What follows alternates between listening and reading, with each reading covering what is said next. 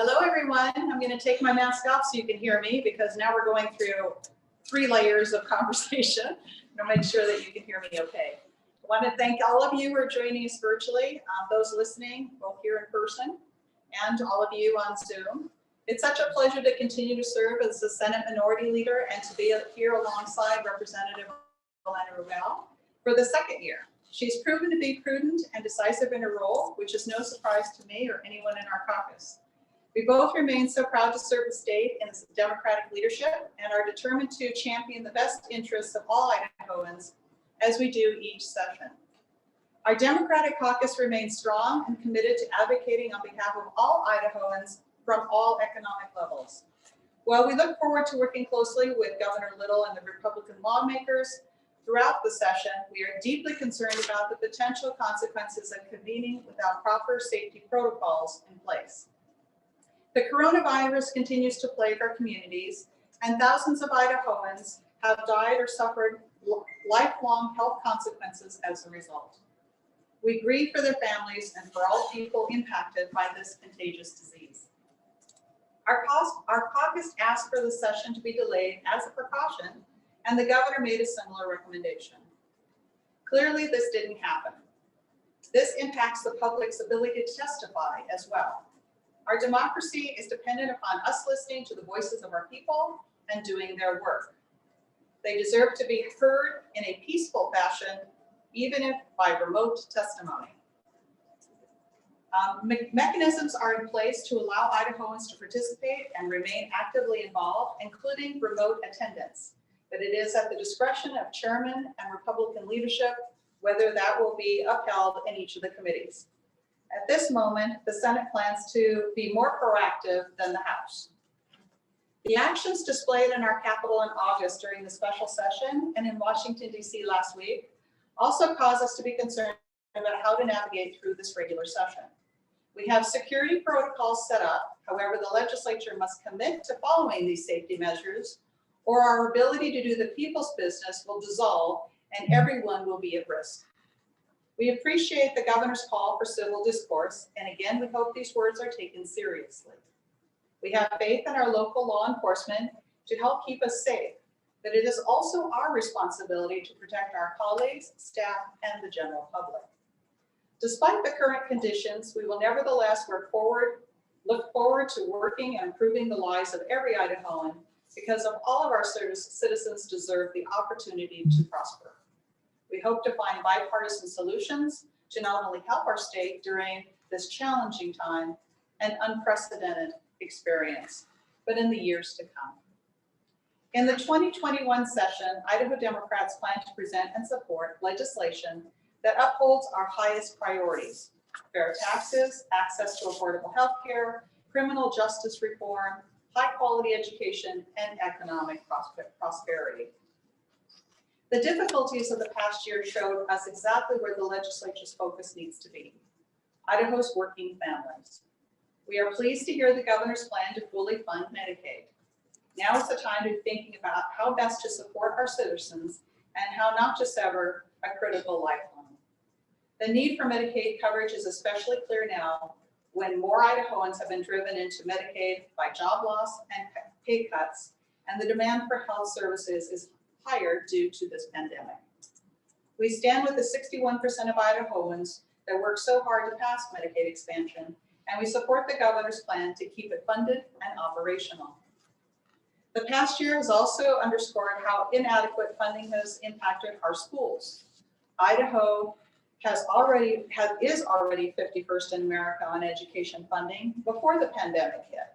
And now new strains have placed an already underpaid, now there are new strains that have placed further difficulty on underpaid educators. This poses a major problem for our economy because young Idahoans are not prospering and are not properly equipped to enter the workforce and thus are unable to advance. We have learned Idaho's go-on rate has dropped now to 38%, down substantially from the level that was already unacceptably low. While the pandemic has undoubtedly contributed to this, our underinvestment in education has exacerbated the problem. Access to adequate broadband and devices are inequitable across the state's school districts. We need to build a strong, skilled workforce that will draw high-wage employers to the state. The governor is correct to recognize investing more into broadband for our school system, businesses, and telehealth services. We also must address our lack of affordable housing. As more and more people flock into Idaho, home prices have rapidly increased, prompting a rise in property taxes that is driving seniors on fixed incomes and working families out of their homes. GOP policies at the state level have dramatically shifted the property tax load away from commercial real estate and onto residential homeowners, while refusing for 15 years to update the circuit breaker to give property tax relief to those who need it the most. The legislature forces cuts at the local level that jeopardize the vital city and county services while doing nothing to correct that tax shift. City and county governments are already stretched too thin, and we don't want to see critical services like law enforcement, paramedics, and public health departments being reduced or eliminated by restricting their 11.5% state sales tax allocation. Internet sales tax revenues have dramatically increased with a surge of home shopping online to the tune of $180 million. However, local governments get zero of that sales tax.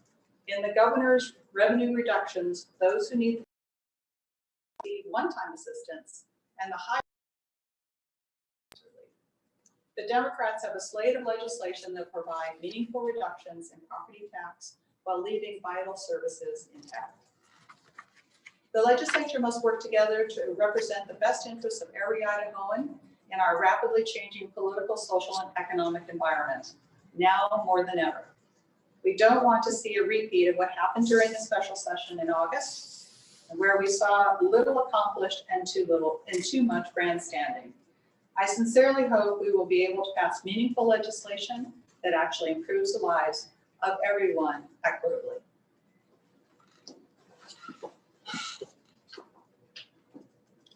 Hi. I'm honored to again be serving as the House Minority Leader and so grateful to have Senator Stennett beside me working so hard for the people of Idaho. As we head into session this year, while our businesses, citizens, schools, and homeowners are suffering, the governor is reporting a record surplus in addition to the $600 million that we've saved in rainy day funds. At the outset, we think it's important to note that much of that surplus is an illusion, having been generated at the cost of inadequate services for our citizens and from one-time CARES dollars. We must be cautious not to reduce revenue irresponsibly, as we have huge unmet needs in our state to ensure future prosperity. And much of that surplus comes from federal dollars received in the COVID relief package, which will not be part of our state budget on an ongoing basis. But you have to ask, when we have the worst funded schools in America, a disastrous go-on rate, hundreds of bridges past their structural lifespan, serious infrastructure needs, a press on Medicaid, thousands of high-risk kids on a wait list to get into Head Start because the state won't fund it, and we're on one of only 4 states in America that doesn't provide any public early childhood education, you have to question whether surplus is an appropriate word to use, or whether we should more accurately call it a systematic underfunding of infrastructure, education, and other vital needs. Idaho does not have a budget crisis right now, but we do have a healthcare crisis, housing affordability crisis, a workforce development crisis, an infrastructure crisis, and a childcare crisis. I'm very glad to hear the governor plans to restore the held back funding for our agencies, but it would not address the longer standing deficits that we have in addressing core state needs. We hope to work with our colleagues across the aisle to address the very real problems facing working families in Idaho. And we will fight to ensure that these funds are not squandered on giveaways to those who need the least help right now.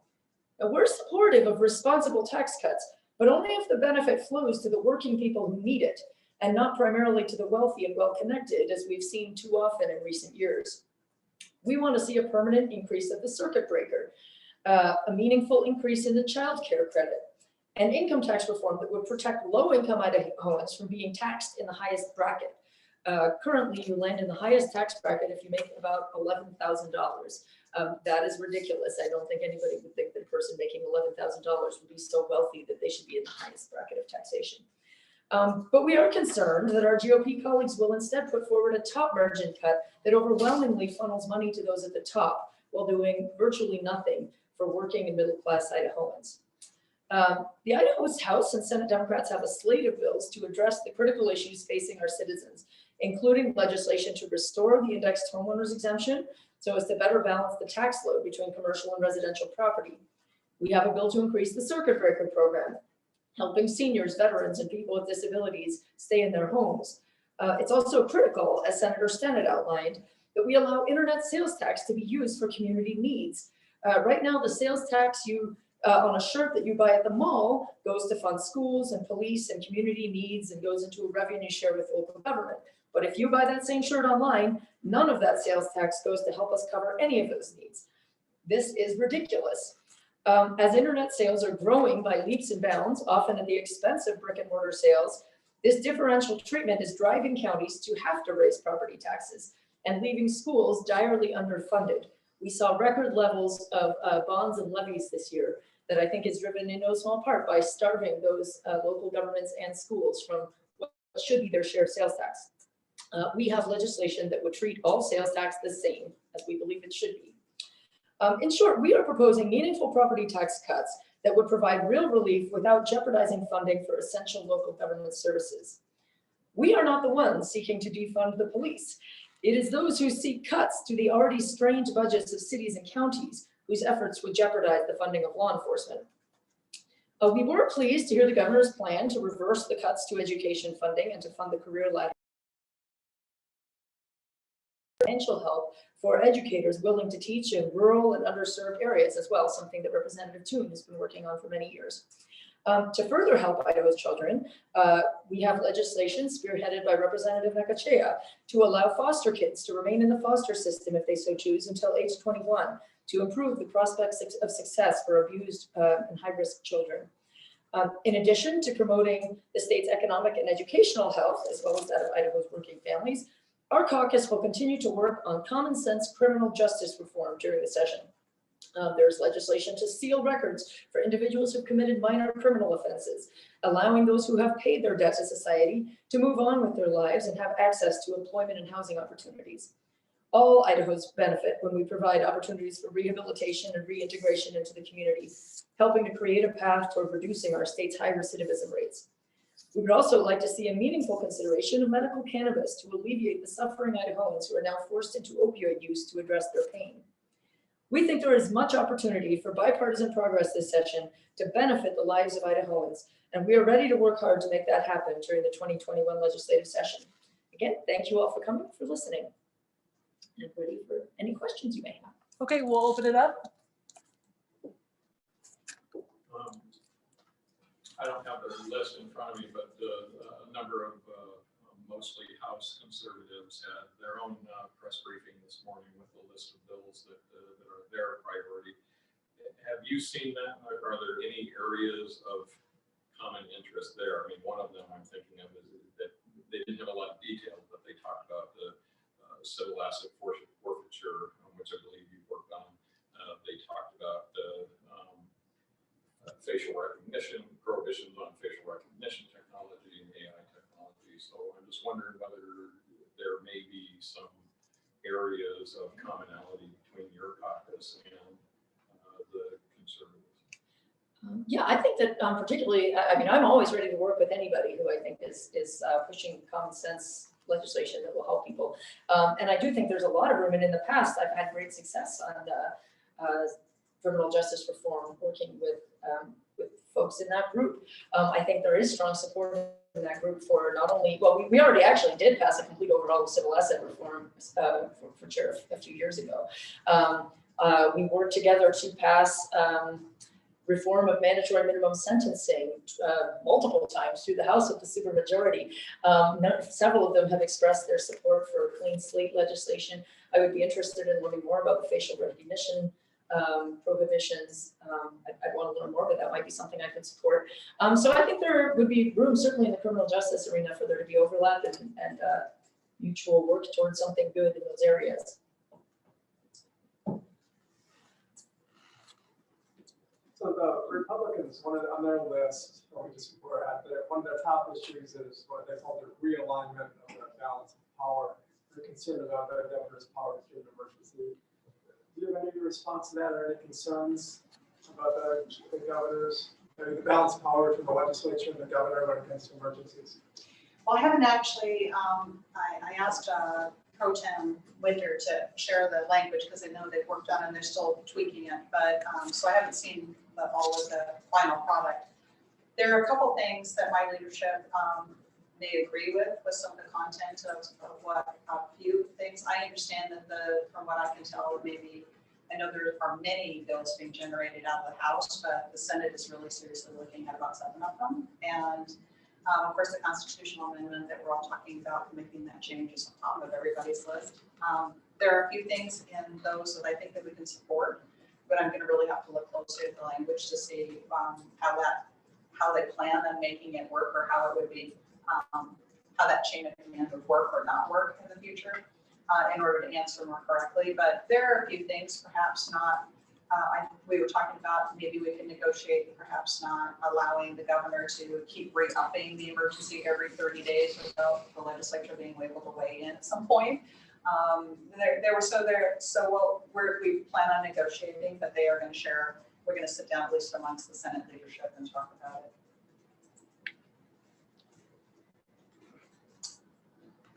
Anybody else?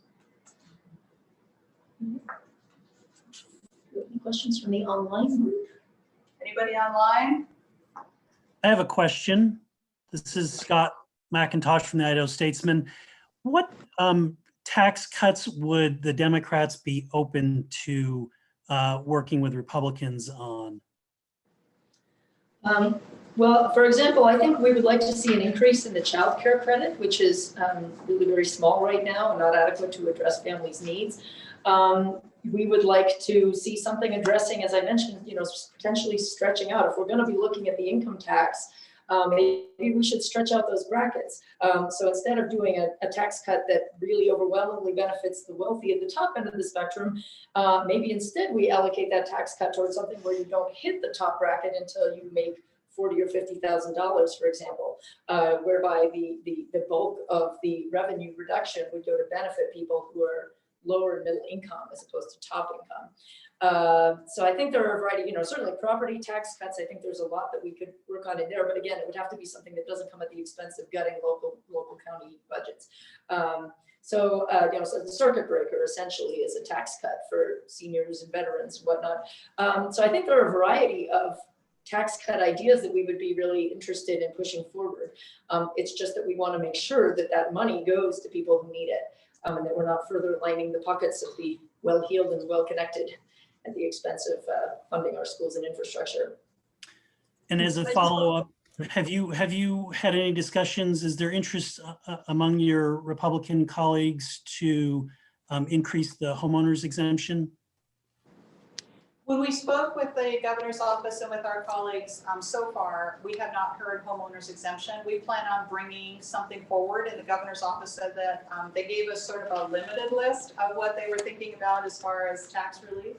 And that they said that they were open for more suggestions and discussion about what that could look like. So we plan on giving them some of our ideas, and the homeowners exemption is certainly one of those that we've been talking about for a 3 years now, that we will bring before him for a proposal to consider. But it's pretty lean on what he suggested. He said that it was an early blush of what he might consider. And so I think it's our opportunity to bring what we think will be helpful to Idahoans as far as some kind of relief. Thank you. There's also been some talk about possibly increasing the grocery tax credit. What do you think of that as a tax relief proposal? It says that they plan on, their suggestion is to double the grocery tax credit for one time. And I think anytime you do that, it helps for the one time, but it isn't an ongoing program. So how, as we go forward, it might be helpful in the short term, but it isn't something that is sustainable over the long haul, for particularly those, the most needy families that would benefit from it. So I think if we do this one time, and I'm hoping that when we get down the road and if they see what the benefit of it, then we have the opportunity to have the conversation, see if we, in some capacity, probably not doubling it, but having some ability to have relief going forward. But that's all, his own intention is only one time.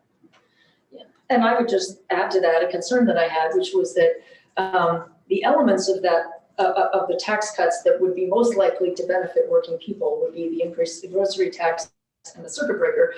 Those are proposed as only one-time things that would only kick in this year, whereas the reduction of the income tax, which would overwhelmingly benefit the wealthy and corporations, was proposed on a permanent basis.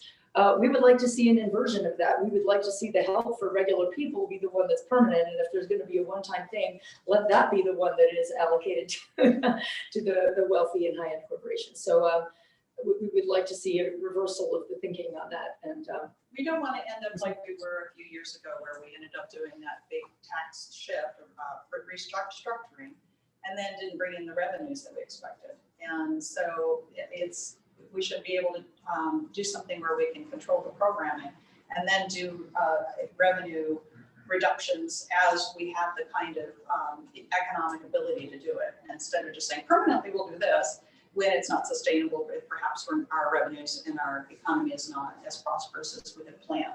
So I think that's a more thoughtful approach. Are you? Kevin? To follow up. Hello. to follow up on this. Go ahead, Kevin. To follow up on the tax question, are you open to the idea of income tax relief that would assist small businesses? I mean, part of the reason we're talking about tax relief and a lot of the money is coming from this, influx of internet sales taxes, from merchants that small businesses are competing against.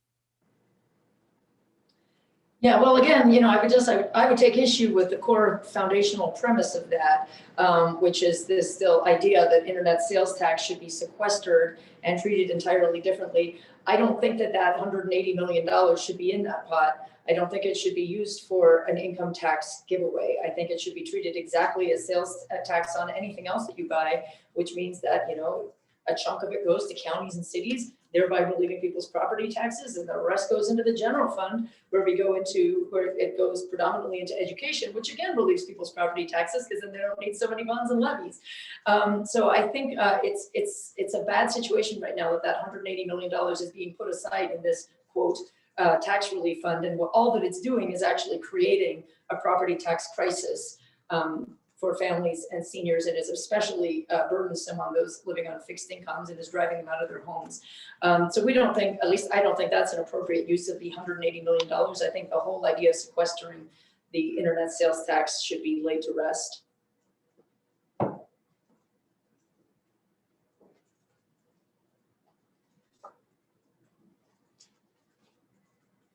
Right. Any other questions from the room? Or?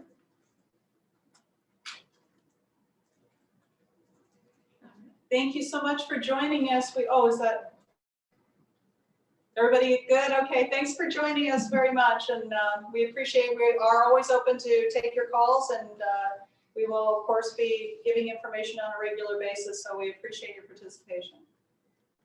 Thank you so much for being here under these peculiar circumstances. Stay safe.